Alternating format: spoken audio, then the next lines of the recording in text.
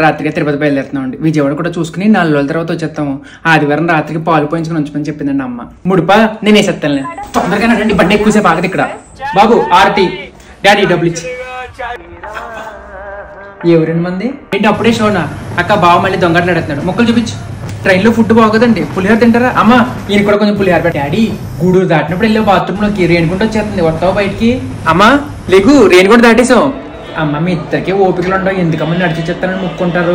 రూములు లేవా? అయ్యి బాబా అలాగనకండి, ఇబ్బంది పడిపోతాం. లేడీస్ కూడా ఉన్నారు. ఒక రూమ్ చాలు, మేము సర్దేసుకుంటాం. ఎంతమందా? 12 మంది. గుండు చేయించుకోలేదు అంటున్నారా? కొత్తగా జాబ్ జాయిన్ అవుతున్నాను, బాగోద్దని అమ్మ వద్దని చెప్పిందండి.